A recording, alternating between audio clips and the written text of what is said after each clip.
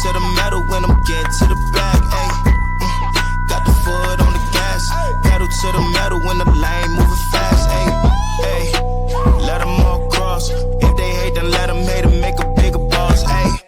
Hey guys, before we jump into the episode, I wanted to let you know it is brought to you by Revenova, the official TMS provider for the Freight Coach. You guys, I've been a broker for a long time, and the tools that are at your disposal with Revenova help you eliminate bouncing between systems, which improves your accuracy when you are managing multiple tasks throughout your workday. Plus, it's built into the Salesforce cloud, so your CRM is fully integrated with your TMS, eliminating yet another silo. In today's day and age, you are definitely concerned about the safety of your data. With Revenova, it's fully protected. They have cutting-edge security that keeps your information safe so you can focus on what matters most, and that's growing your business.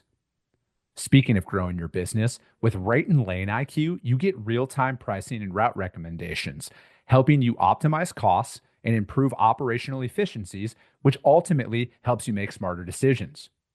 If you are like me and have recurring shipments from non-EDI customers, they have intuitive cloning features that let you easily replicate previous shipments, saving both shipper and carrier rates with just a few taps. If you are ready to learn more, visit www.revenova.com to request a demo. Just do me a favor and let them know that the Freight Coach sent you. This episode is brought to you by SPI Logistics, the premier freight agent logistics firm in North America.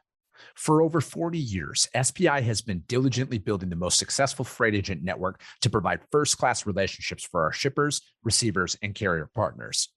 We are more than another transportation network. We are a dedicated team of professionals united by one singular purpose, and that is to expedite our agent success.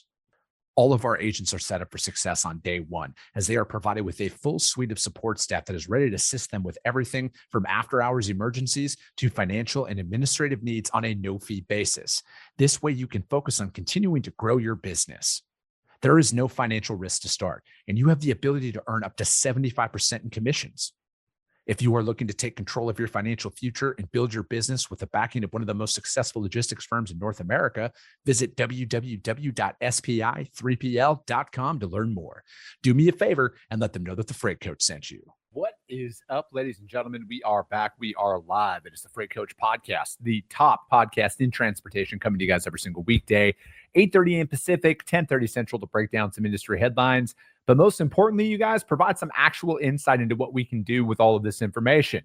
If this is your first time tuning in, welcome. This is the real side of freight, ladies and gentlemen.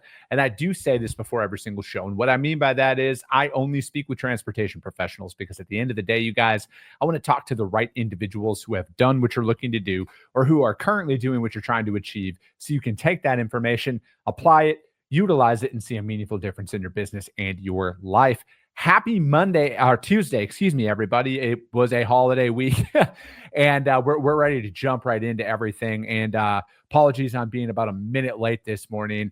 Your boy actually moves freight as well on top of this, and I'm not just a pretty face out there in the industry, but we're going to looks like we're going to be doing a little bit of a pivot today. It looks like my guest is having some technical difficulties on their end here. So we're going to be rocking a solo show, and we're going to be doing more of kind of like a state of freight style of show today. And again, the beauty of every time I'm bringing you guys my opinion on this, at least from my perspective, is A, I have a lot of experience inside of this industry as a broker, and B, I am actually building a freight brokerage as we speak, right? So a lot of the strategies and discussions and everything that we talk about, you guys, is what I'm doing inside of my day-to-day out there. So, a couple of big stories that have been in the news as of late, obviously with the ELP that's going on out there, and then tariffs as well. There's,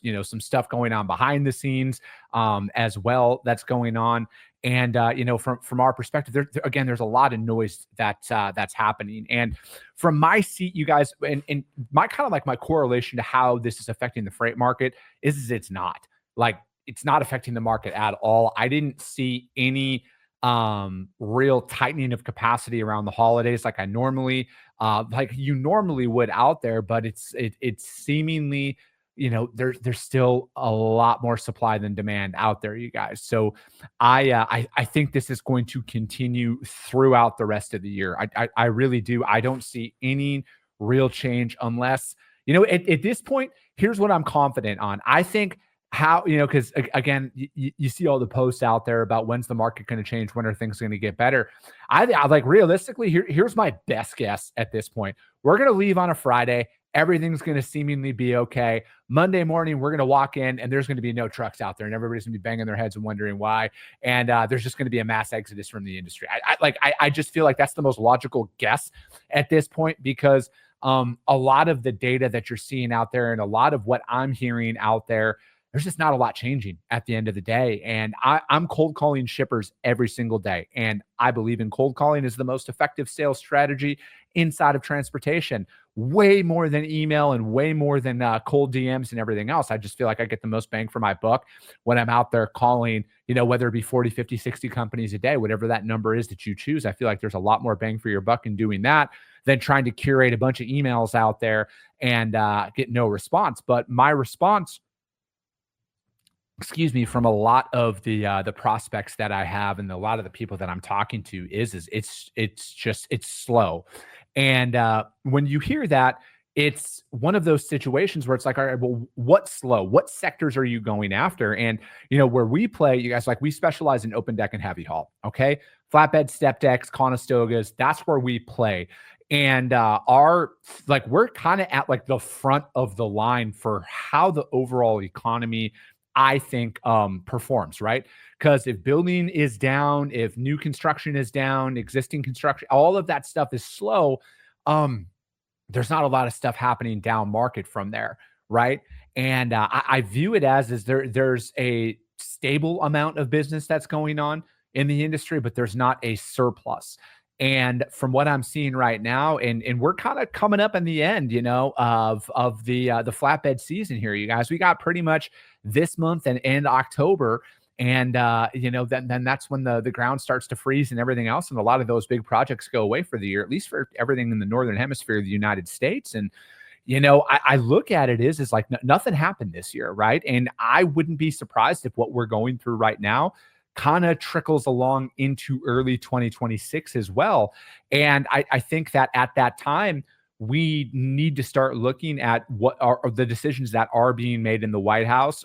Was that enough time to actually create meaningful change? And I truly think the one thing that would actually spur some confidence out there in purchasing is going to come in from interest rates. I think if the Fed, who is not actually associated with the government, for those of you who don't know, you can research that all you want, but it's the truth. If the Federal Reserve lowers interest rates, I think that will be a positive sign of that's how a lot of business owners are going to look at, do they want to take on the risk of going out, buying more stuff, buying more, and whatever that looks like, right? I think that's a big catalyst on actually pushing the freight market forward, because it's it doesn't matter where you get your freight rates out there right now. If you use Truck Stop, if you use DAT, if you use sorry, I was going to say green screens. It's just a sad place in my heart that I don't see that logo everywhere. But they have a great opportunity being in the Triumph family of companies over there. But whether you get your rates from any of those, you guys, there's no real indicator on what you should be changing your pricing strategy at all. I think that from my perspective, the way that I'm seeing things, you should be very confident to give your customers the exact same pricing for at least the next, I will say, through the end of this year. Remove any potential holidays and stuff like that from there, where you might see some tightening of capacity around that time. But at the end of the day, you guys, it doesn't matter where you get your rates from right now. I don't feel that if you've been moving a lane for a while, I would keep that rate at that exact same rate for as long as you possibly can out there. And you got to kind of weather this, right? Because I think the big thing we really got to look for here, you guys, is if the Feds actually reduce interest rates. And if they do, I think that will be a potential tipping point. I'm not going to go as far as saying that's going to be the thing that changes things, but I think that that's a very positive sign for like a potential recovery, but that doesn't also fix the excess capacity that is in the market. And, anytime trucking's in the national news, there's always there's a driver shortage push. And anybody who's actually operated inside of this industry understands how inherently false that actually is. To break it down into simple terms, you guys, it is supply and demand. All right. It always has been supply and demand out there, and it will always be supply and demand. And as long as there is more trucks than there is freight out there, it will pose as a challenging freight market. Okay.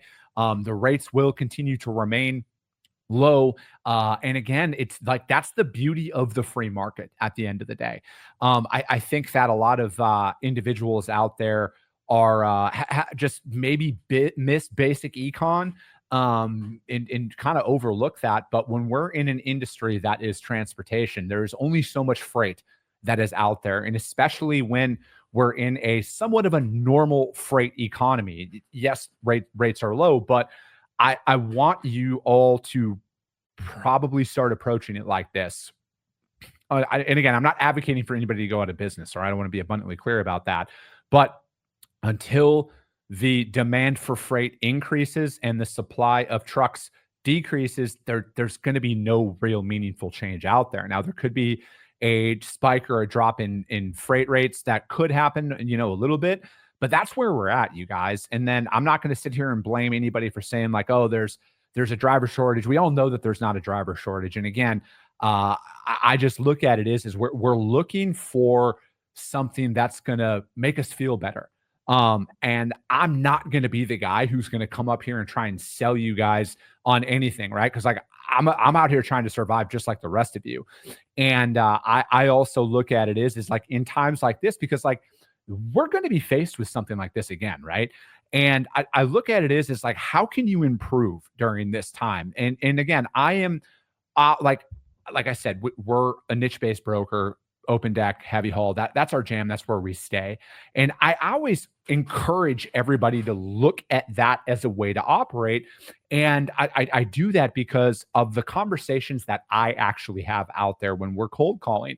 It gets us noticed a lot more than just being a general freight broker, you guys. And I get a lot more information out of my cold calls when I'm reaching out to individuals and, I'm asking them about it, right? I'm asking them about their operation. And if they're primarily LTL or their majority of their freight is dry van, they have a little need for a flatbed, I walk away from those opportunities because that doesn't fit inside of what I'm trying to build in my company right now. And from my perspective, I'm going after volume at this time, right? Like I'm going after repeatable and scalable business. I'm going to be able to more clearly identify those prospects when I'm talking to them because like I know what I'm going after. And I feel like those individuals out there who say they'll do everything it's kind of like multitasking, right? Like nobody's good at multitasking, no matter how you want to say it. You're just doing multiple things shitty. All right. I will be the one to tell you that if nobody's told you that. Right. And that's why it's like, I feel like you can go out there and really build a sustainable business by just doing one thing for an extended period of time. And I just talked about this the other week, right? So just a brief recap. If your freight brokerage isn't doing at least 50% of the $270 billion in available dry van freight that's out there, you don't need to be doing anything else. Reefer freight is at like 60 billion or 80 billion or something like that as an overall freight market, and flatbeds 50 to 60 billion. All right. So why do you need to do multiple things? All right. Like, honestly, I think we hear a lot of these numbers and we can't actually comprehend how large that actually is. And again, you guys, like if you build $1 billion company, which is fucking astronomical, a $50 million company is an astronomical company and stuff like that. Like that's such a small percentage of the market share. So that's why I feel like in times like this, when opportunities might not be plentiful, you might want to look at how can you rein it in and just become undeniably better than everybody else out there competing with you. And that's just the strategy that we're taking and we've taken out there is we're going after one thing. We're in a very targeted market that we're going after inside of flatbed, and that's where we're going to stay. And we're going to stay that way when the market increases and everything else. And we're just going to slowly chip away at this because at the end of the day, you guys, I can't sit here and say when things are going to get better. I can teach you guys how to read freight markets, and that's hopefully something that I'm working on behind the scenes here to be able to deliver to you guys, to maybe give you some earlier insight as to like when things are going to change. But I feel like a lot of us out there right now with where things are, they're not going to change until a mass exodus of carriers leave the market. All right. And brokers too, at the end of the day. I just don't see any meaningful change happening in the foreseeable future. And that's why if you're making money on some freight right now, do whatever it takes to service that customer, even if that means losing on some loads and everything else, because I guarantee you it is only a matter of time before myself or others who think like me are prospecting your company, your customers, and hoping you don't take $100 loss or a $200 loss to move a shipment, hoping, because that's what opens up the door for us. And by the fifth time I move a shipment with your customer, they will forget your existence. All right. That is the level of intensity that I bring to this every single day. And I know a lot of sharks out there who are absolute killers, who probably make me look like a fucking Boy Scout with the way that I think, but they're out there just hoping. So that like, as we're kind of navigating through this market, if you're going to hesitate to take a loss, it's only a matter of time before somebody better gets in there who will actually service your customers at all costs to make sure that that freight moves out there. So that's my little micro rant here on what I think is going to happen in the freight market here for the rest of the year. But let's break down some articles, you guys. I think this came out. A lot of stuff kind of gets buried around the holiday weekend, and that's why I think a lot of articles come out around that time. Is Sonny Sharma, my man. Good to see you. Corey Buchan, happy Taco Tuesday, everyone. Brad Reinhardt over on LinkedIn, happy Tuesday to you as well. And if you guys want to see Brad, and hell, if you want to see me out here in Arizona, he's going to be out here with the LTNA conference. You guys should hit him up. I may or may not be, speaking and doing my show from that event, but we'll get to that as we draw closer. This article came out, and I think it's very interesting. I think that with where a lot of the current administration out there, you guys, a lot of the stances that they are taking just essentially follow party lines, all right, at the end of the day, because it does not matter what this current administration does. There's going to be people out there that hate it, just like the previous administration. It doesn't matter what they did, even if it was good, there's going to be people out there that are going to hate it. So this article came from ttnews.com. Trump tariffs ruled illegal, but left in place for now. Federal Circuit Court questions the president's emergency powers. And again, I'm not a lawyer at all. And, again, I always like to say, I went to public school. How does a court rule something illegal, but let it go on? I don't understand that headline out there at all. But most of the president's tariffs were ruled illegal by a federal appeals court that found he exceeded his authority in imposing them. But the judges left the levies, let the levies stay in place while the case is subject to further review. The appellate court on August 29th upheld an earlier ruling by the Court of International Trade that the president wrongfully invoked an emergency law to issue tariffs, but the appellate judge sent the case back to the lower courts to determine if it applied to everyone affected out there.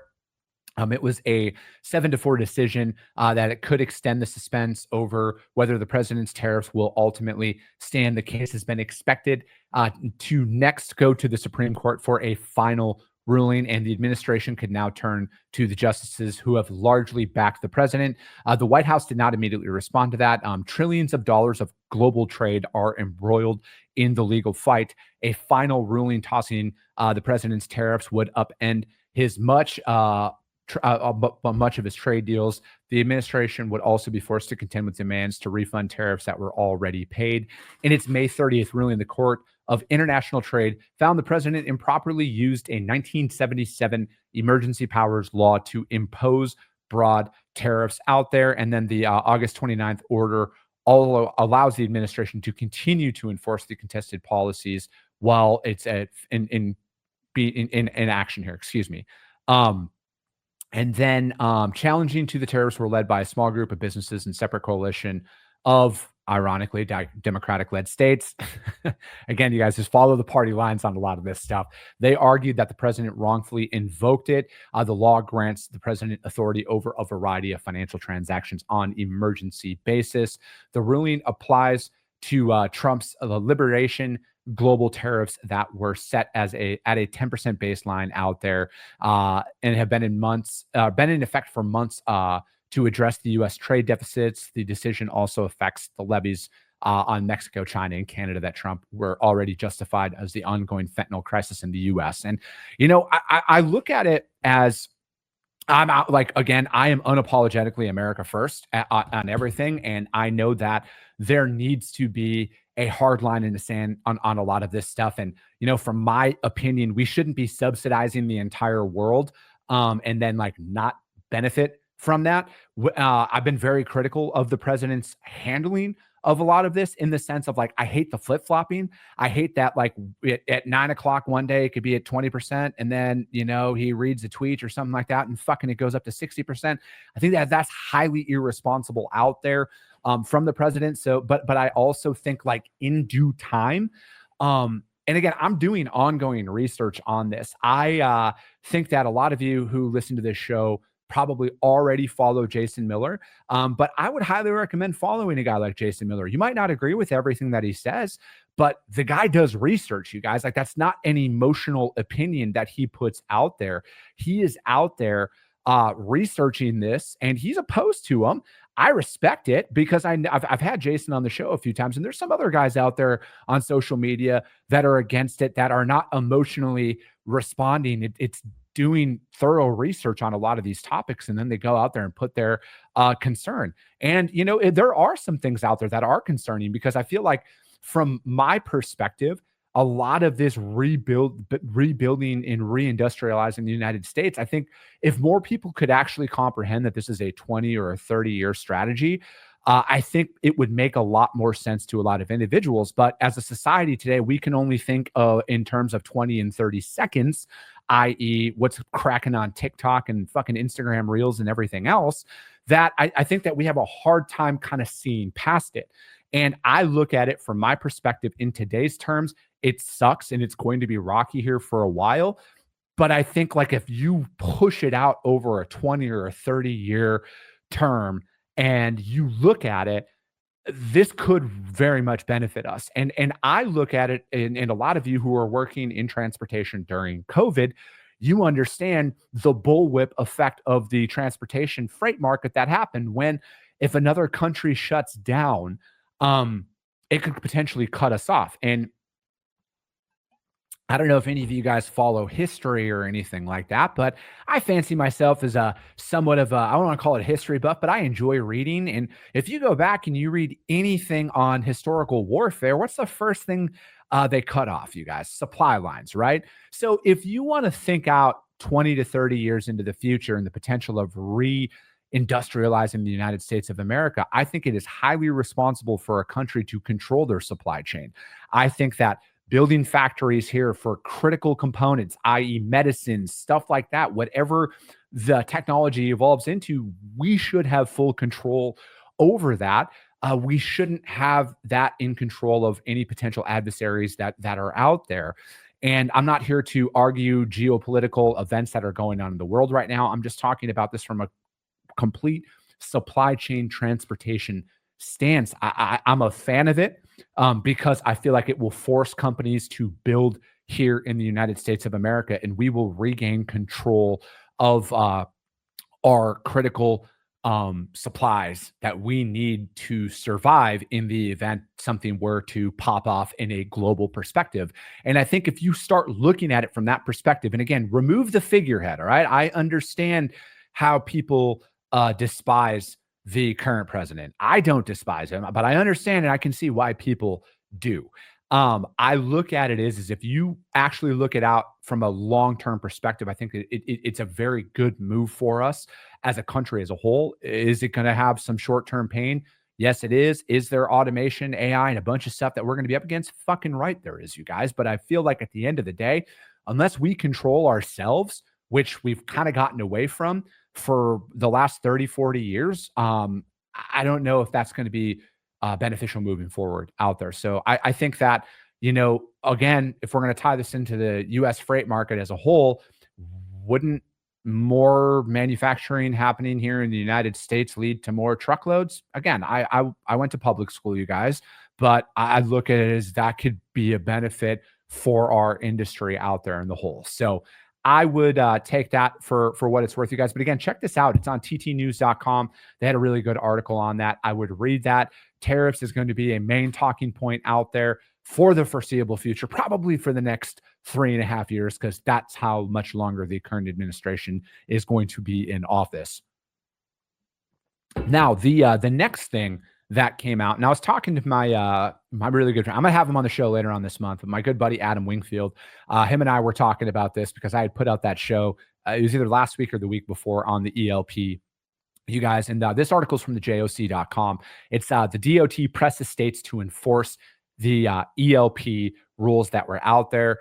California, New Mexico, and Washington will lose access to FMCSA funding unless those states adopt and enforce the ELP requirement for truck drivers.